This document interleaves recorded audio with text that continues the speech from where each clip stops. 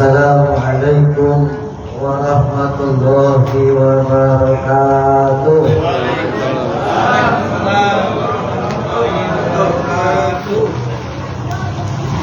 Bismillahirrahmanirrahim. Alhamdulillahilladzi faddalana ala katsirin min ibadihi mu'minin biwasilati ruhul amin fi hadzal zaman Syekhina wa mursyidina Syekh Muhammad Abdul Ghaus Saifullah Maslul Al-Kutub As-Sumadanil Mahdi radhiyallahu anhu wal radha wa qaddasallahu surah. Summa alhamdulillahilladzi an'ama alaina wa hadana ila tariqati sufiyyah tahdi ilal martabatil aliyah. Asyhadu an la ilaha illallah syadidul quwa wa asyhadu anna sayyidana Muhammadan abduhu wa rasuluh alladzi la yantiqu anil hawa in huwa illa wahyuha. Shalli wa sallim ala hadan nabiyil karim sayyidina Muhammadin sallallahu alaihi wasallam al-hadi ila siratim mustaqim wa ala alihi washabihi amma ba'd. Ila hadrati syekhina mursyidina bangsa bas al-Fatihah.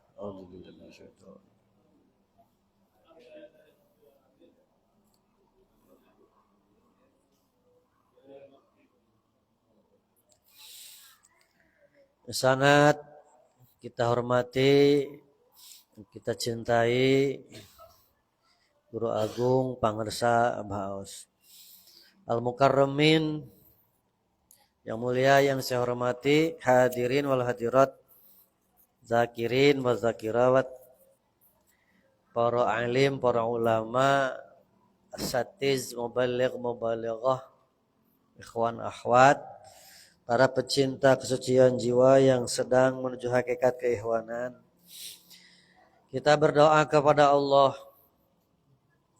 berwasilah kepada ahli silsilah Thariqah Qadiriyah Naqsyabandiyah Mahal Suriyah PPKN bil khusus.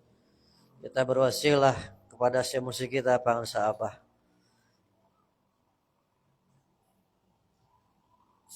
Semoga semuanya yang hadir, yang mendengar, yang menyimak, baik yang dohir juga yang batin, yang ada di seluruh penjuru dunia, Allah jadikan pribadi-pribadi yang diberkahi Allah. Amin.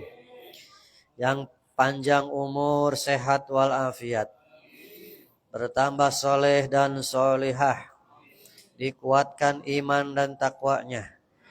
Allah anugerahi rizki yang mudah dan berlimpah, yang datangnya dari segala arah untuk bekal ibadah dan bekal dakwah. Istiqomah muttaba'ah kepada ahli silsilah ila yaumil qiyamah. Seluruh keturunan kita, putra, putri, mantu, cucu, buyut, dan seterusnya keturunan kita, Allah jadikan, Allah catat di dalam qada mubromnya menjadi ahli la ilaha illallah, yang mendapat bimbingan Syekh Mursyid yang hidup pada setiap masanya. Al-Fatihah.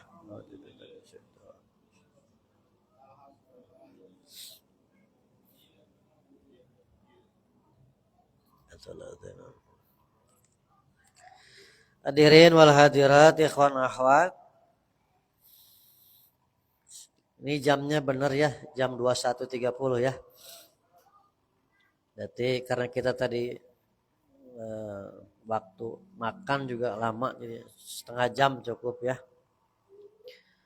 Sudah kita mafhum bersama, sekarang sedang era sosmed yang mana kebenaran sekarang itu sudah berubah. Dulu menetapkan kebenaran itu atau dikatakan menetapkan bahwa ini adalah benar, ini adalah salah, berbasis kepada data dan fakta. Tapi sekarang sudah berubah. Menetapkan benar salah itu berdasarkan framing yang berkembang. Asumsi-asumsi yang berkembang. Padahal kalau melihat belum tentu itu benar. Masa iya potongan video yang hanya durasi 1 menit bisa diambil menetapkan suatu hukum? Adalah suatu kebodohan. Bahkan ketika sudah berani menghujat, mencaci tanpa ada tabayun, itu yang sangat berbahaya. Karena begini, diperhatikan ibu nih, dicatat boleh kalau kekejar ya, tidak kekejar direkam. Menemukan hadis dalam kitab Ihya'u Ulumuddin direkam, ilmu mahal ini. Rasulullah Shallallahu Alaihi Wasallam bersabda dalam Ihya, Innallaha qad azama Ka'bata wa syarafaha. Sesungguhnya Allah Azza wa Jalla sangat mengagungkan Ka'bah dan menghormatinya. Lau anna ahadan haddamaha hajron summa harokoha. Jikalau ada seseorang yang menghancurkan Ka'bah hajron sampai bubuk sehancur-hancurnya, summa harokoha, kemudian dibakar, ma balagha dzalika haramaha manas takhofa biwali min awliya illahi ta'ala, maka dosanya belum seberapa dibandingkan ketika ia menghina, ketika ia menghujat, ketika ia mencaci maki dari salah satu wali di antara wali-walinya Allah Subhanahu wa ta'ala. Ini bahaya. Ya. Jadi menghancurkan Ka'bah sampai sehancur-hancurnya, bahkan setelah itu dibakar, dosanya belum seberapa dibandingkan menghujat, menghina, mencaci seorang wali Allah di antara wali-walinya Allah.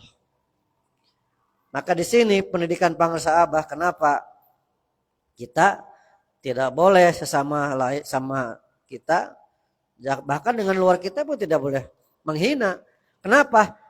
Karena innallaha katamallahu awliya fi bainan nas. Sesungguhnya Allah merahasiakan derajat kewalian seseorang di tengah-tengah manusia pada umumnya. Kalau kita menghina orang itu wali, dosanya besar sekali. Apalagi jelas mursyid itu pasti wali.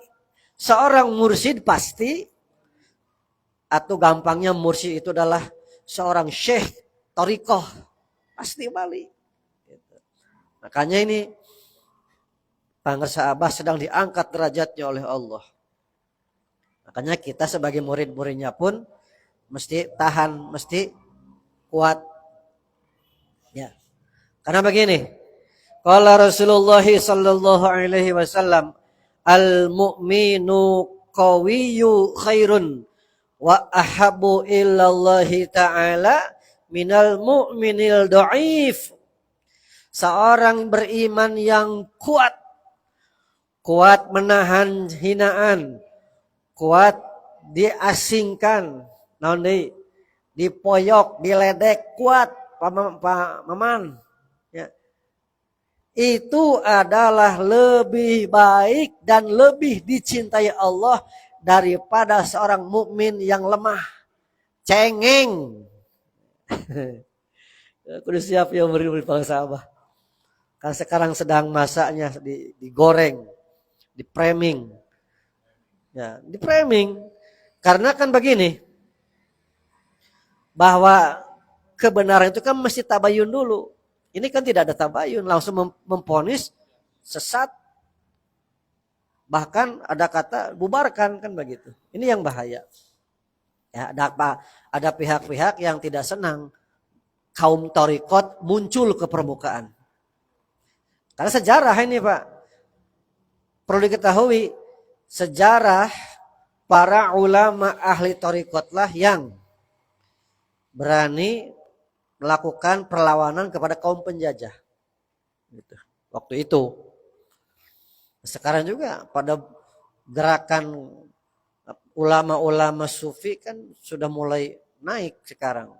Yang dulu senyap sekarang naik. So, dengan metodologinya masing-masing. Nah kita punya tanbih.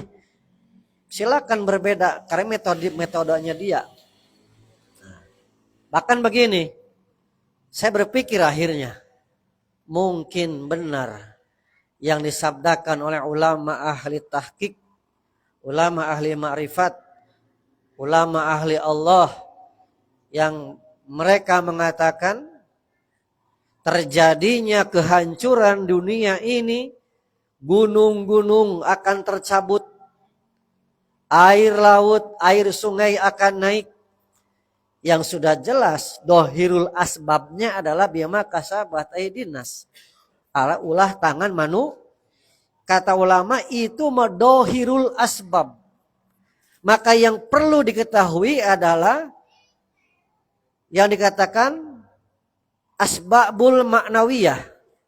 Asbab-asbab yang batin yang tidak nampak tapi berkontribusi akan terjadinya musibah dan bencana yang terjadi di muka bumi. Ada berapa? 4 golongan. Kata ulama. 1, abidin raghibin. 2, bi'alimin fajirin. 3, bi'imamin jairin. 4, bighaniyin zalimin. Saya menerangkan di Masjid Agung Cimahi baru 1 karena berbagi waktu. Sekarang mudah-mudahan beres setengah jam. Ya. Jadi asbabul ma'nawiyah, sebab-sebab secara makna, secara batin yang tidak kasat mata tetapi berkontribusi akan terjadinya bencana di mana-mana.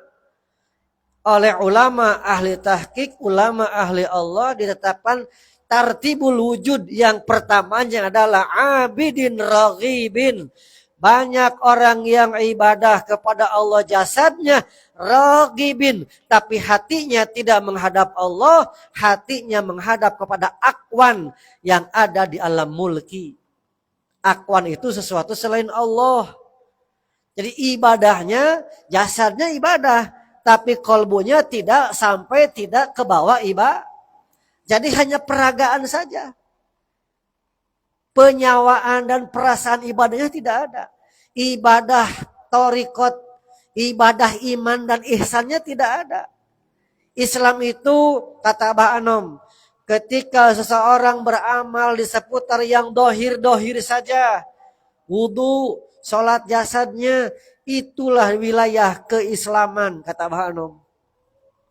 Tetapi ketika dia sudah bergeser ke dalam, sudah ada ibadah kolbunya, sudah mulai ada takhalli dan tahalli, sudah belajar ikhlas, ya, maka dia sudah masuk ke wilayah iman, yang mana iman adalah maqamu thariqat. Kemudian bergeser lagi, jasadnya ibadah, kolbunya ibadah, dan rasanya, sirnya sudah mulai merasakan anta budallah ka'anaka tarahu fa'ilam takun tarahu fa'inahu yaraka. Musyahadah biqalbiyah, ru'yatul haqqi bil haq, ru'yatul haqqi bil khalqi. Maka ia sudah ada di maqamul ihsan. Itulah maqam hakikat. Maka hal ini tidak bisa kalau tidak dibimbing oleh guru mursyid, tidak bisa. Karena kata Imam Syafi'i, sesungguhnya pokok-pokok agama ada dalam diri mereka. Nih, saya tadi yang memoto Pak, izin ya Pak ya, dibuka foto-foto saya. Foto catatan lama ini. Dalam kitab Tanwirul Qulub Bentar, ini fotonya karena sudah lama sekali ini. Dibaca saja Pak ya. Qala Asy-Syafi'i rahimahullahu ta'ala. Berkata Imam Syafi'i rahimahullahu ta'ala. Yahtajul faqihu ila ma'rifatil istilahil sufiyah. Seorang ahli fikih pun perlu mengetahui istilah-istilah ahli tasawuf. Liyufiduhu minal alimi ma lam yakun indahu. Ya. Supaya apa? Memberi manfaat kepadanya dari pengetahuan-pengetahuan yang tidak ada pada ahli fikih. Kemudian Imam Syafi'i melanjutkan, inna huwa li indahum ra'sul umuri kullih. Sesungguhnya pada diri mereka, siapa mereka? Ulama-ulama ahli ma'rifat. Dalam diri mereka ada pokok-pokok ketaatan, pokok-pokok perintah Allah. Wa huwa taqwallah azza wa jalla wa mahabbah wal ma'rifat. Jadi dalam diri seorang syekh mursyid itu ada pokok-pokok urusan agama. Satu, takwa kepada Allah yang maha agung, yang maha mulia. Dua, mahabbatullah. Tiga, ma'rifat kepada Allah. Jadi berbicara ma'rifat tidak bisa. Jangan hanya baca-baca kitab tasawuf, tidak bisa. Itu mah namanya ma'rifat bil ilmi. Ma'rifatnya hanya sebatas ilmu. Tetapi yang dimaksud dengan ma'rifat yang sesungguhnya sebagaimana sabda Nabi. Ana a'lamukum billah fa inna ma'rifatu fa'ilul qalbi. Kata sabda Nabi. Aku adalah orang yang paling mengenal Allah. Dan ma'rifat itu adalah pekerjaan hati. Hati yang bagaimana? Hati yang sudah tertanam dzikir kepada Allah. Sehingga kolbunya bergetar. Kolbunya terus terkoneksi dengan Allah kapanpun, dimanapun, sedang apapun. Itulah ma'rifat billah.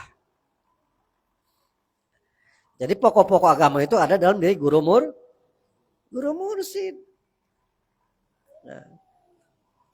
Jadi orang yang jasadnya ibadah tetapi kolbunya tidak menghadap Allah, itu menjadi faktor penyebab terjadinya bencana secara ma'nawiyah. Ikut kontribusi. Pertanyaannya begini.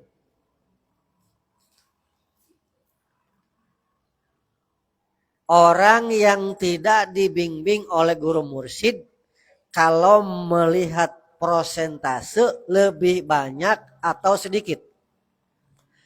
Saya ulangi. Orang yang tidak dibimbing oleh guru mursyid, kalau melihat prosentase, taruh kata Islam sekarang 90% di Indonesia. Dipotong anak-anak 10%, 80% dewasa. Dari 80% Islam yang dewasa, apapun bendera keislamannya, pertanyaannya, yang belajar thariqat banyak opo sedikit? Sedikit. Artinya sangat sedikit sekali orang-orang yang ibadah kepada Allah yang diiringi kolbunya pun ibadah kepada Allah. Karena kalau tidak dibimbing oleh Syekh Mursyid, kolbu na teu kabawa, sok tinggalin, sok jalan-jalan.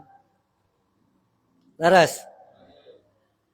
Ngadag dina sajadah, ruku sujud dina sajadah, hatena idar-idaran, nuka sawah, nuka balong, nuka pasar, nuka sakola. Kamana we hatena nama? Kok ngomong begitu? Pengalaman. Sebelum belajar thariqat seperti itu. Nah sekarang sudah belajar thariqat pun masih ada. Benar apa benar? Maka pertanyaannya, sudah belajar dzikir thariqat saja masih seperti ini. Apalagi yang tidak belajar. Kan begitu? Ya. Maka kata ulama ahli tahqiq, Abidin ragibin, orang-orang yang ibadah jasadnya tapi kolbunya tidak menghadap kepada Allah, maka ia ikut kontribusi mengundang bencana di muka bumi. Yang kedua, kita percepat. Bi'alimin fajirin. Seorang alim yang fajir, yang perilakunya tidak mencerminkan kealimannya. Seorang alim itu mengistimbat hukum, menetapkan hukum, kaidahnya jelas. Qur'annya, hadisnya, kalam ulamanya. Ini baru baca terjemah, sudah mengatakan ini tidak ada dalam Qur'annya, ini tidak ada dalam hadisnya. Pertanyaannya sudah mengkaji berapa ribu hadis. Kalau berbicara Quran, saya tanya, apakah ilmu alatnya dikaji keseluruhan? Karena untuk membongkar Al-Quran dengan baik dan benar, butuh 15 fan ilmu. Nahu, sorok, mantek, bayan, badek, makulat, tafsir, termasuk bilagah atau balaghah. Karena kalau tidak menguasai ilmu-ilmu itu, tidak akan benar mentafsirkan Quran. Kalau secara terjemah saja, kita tidak akan bisa. Ya. Contoh, ya. Sekarang yang nyata-nyata jelas, kan banyaknya seperti itu. Saya juga, maka suka menyampaikan, ini mah hanya terjemah secara lafaz. Karena kalau mentafsirkan sudah lain wilayahnya.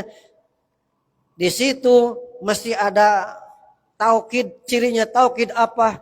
Ada nun, ada lam, ada bi, ada ba-nya ba apa? Dibahas secara keseluruhan, maknanya jadi lain. Seperti ada wawu, fungsi wawu itu apa? Seperti begini. Tentang apa ya? Tentang kuliruhu min amrin robi. Wa ma utitu minal ilmi ila qalila. Kan banyaknya orang mentafsirkan masing-masing. Kuliruhu min amrin. Ketika ada yang bertanya tentang ruh, kul urihu min amrin robi. Wa ma utitu minal ilmi ila qalila. Tentang ruh saja Bapak, ayatnya kan dipenggal seolah-olah masing-masing punya mana, padahal ada wawu. Wawu itu fungsinya dalam mutlakil jame. Jadi kalimat yang pertama dengan kalimat yang kedua satu kesatuan, tidak boleh dipisah. Kan jadi lain maknanya. Makanya tidak heran kalau dikatakan urusan ruh, urusan Tuhan, kita tidak boleh ikut-ikutan. Kan begitu. Karena salah mentafsirkan. Kenapa salah? Tidak belajar ilmunya. Tidak belajar ilmu nahwu, sorok, mantek, bayan, badi, makulat, ya. Balaghahnya kan tidak semudah itu. Makanya saya berbicara, saya tidak ahli ilmu alat, tapi setidaknya pernah belajar. Gitu. Makanya seorang alim yang menetapkan hukum serampangan, jadi fajir itu serampangan.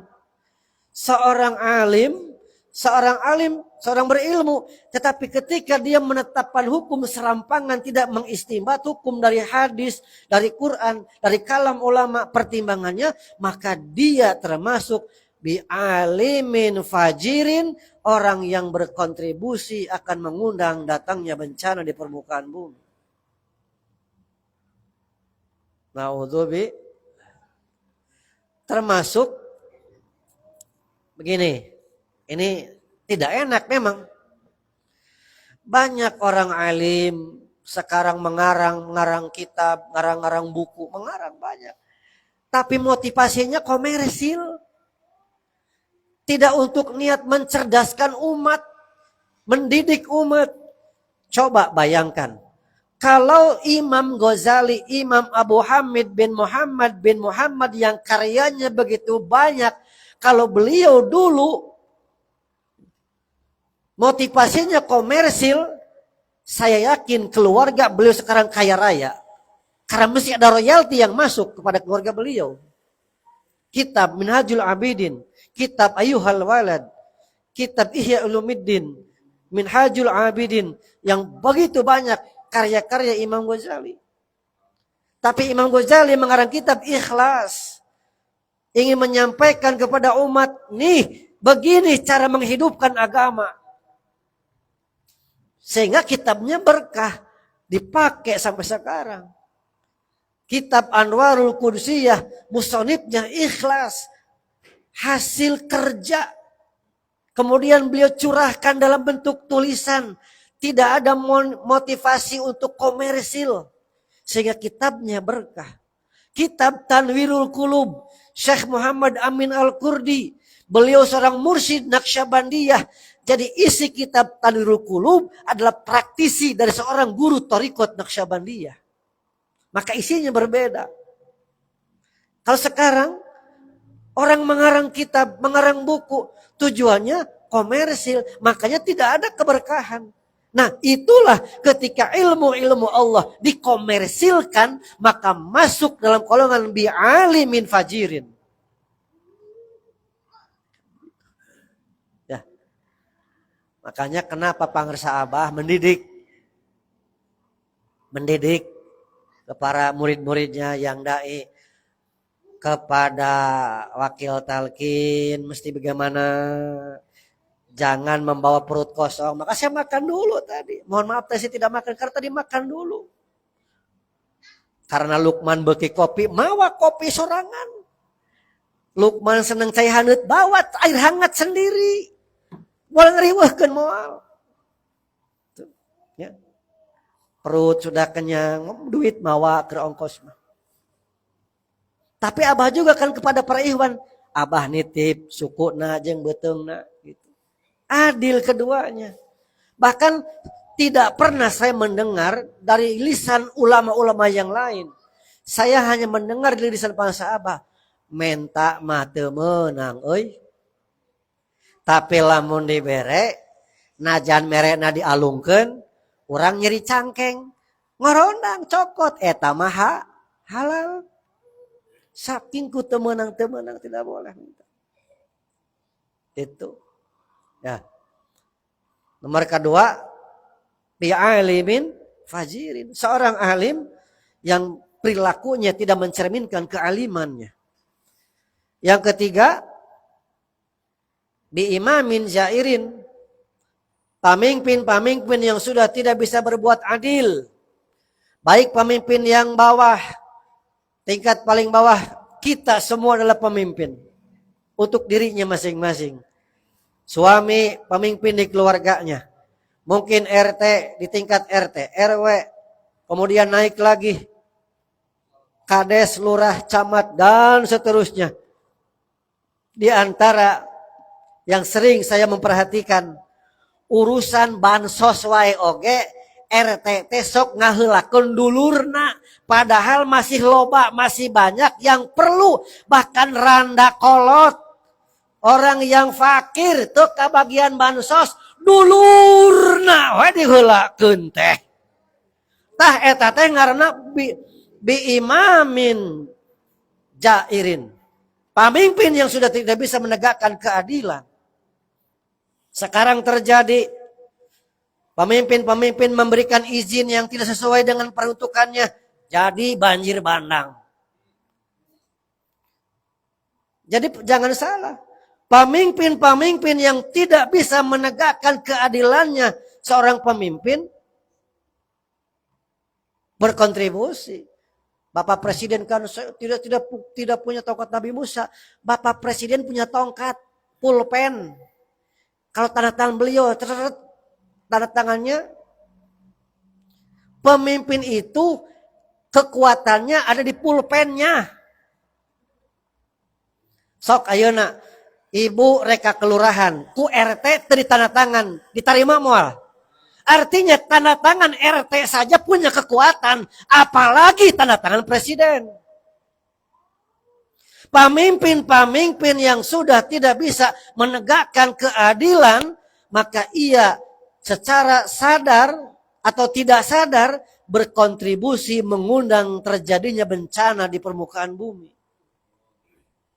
Kita semua pemimpin. Ya. Mun Bapak teu adil, sama Bapak oge.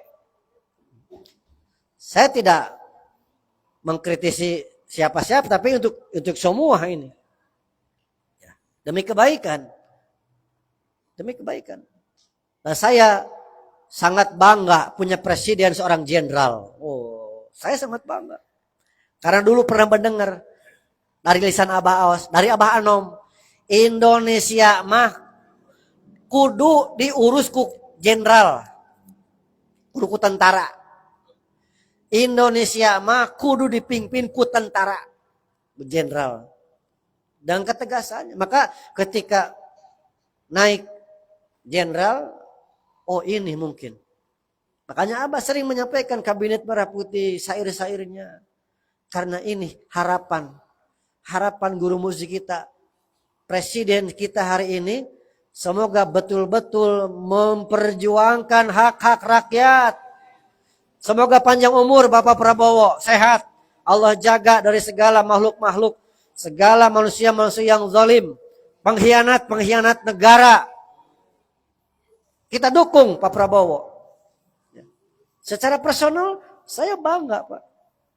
Tapi di sisi lain, bukan hanya beliau, seluruh pemimpin ke bawahnya. Kalau tidak bisa menegakkan keadilan, maka ia berkontribusi mengundang bencana terjadi di muka bumi. Kata ulama tahqiq, bi imamin zairin, seorang imam pemimpin yang tidak bisa menegakkan keadilan, maka ia berkontribusi mengundang bencana. Yang keempat, bi ghaniyin zalimin, orang yang kaya tetapi dia seorang yang zalim. Hartanya bukan untuk perjuangan dakwah, tetapi hartanya untuk menjajah orang lain. Sekarang kan tidak terlalu sulit.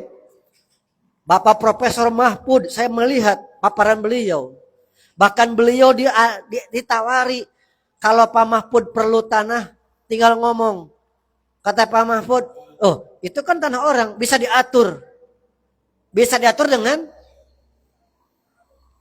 orang kaya yang merampas hak-hak rakyat. Orang kaya yang memanipulasi hukum. Iya, termasuk biganiyin zalimin. Orang kaya yang zalim, maka dia berkontribusi mengundang terjadinya bencana di muka bumi. Semoga semuanya kaya raya dan soleh dan solehah. Al-Fatihah.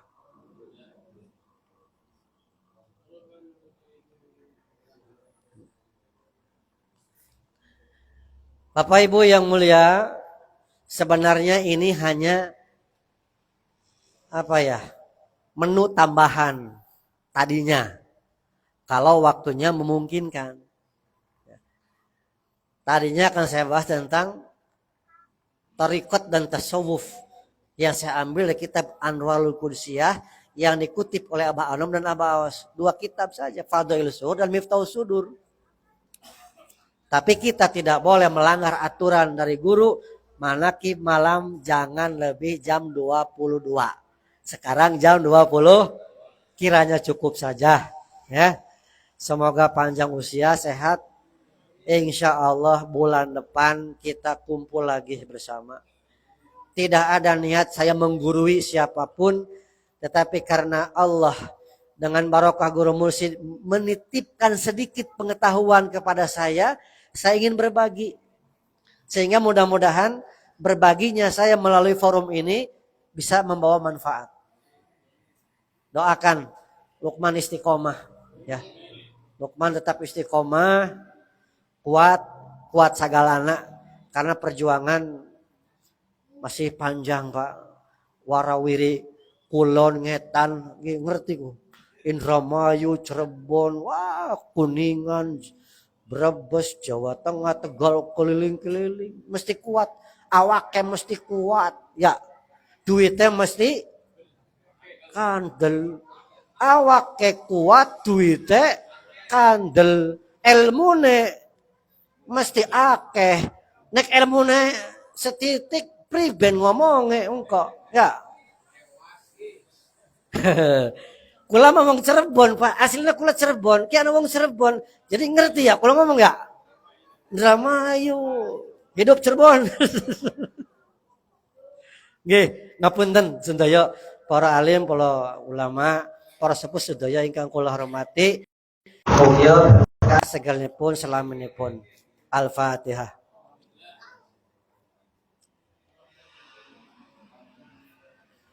Assalamualaikum warahmatullahi wabarakatuh.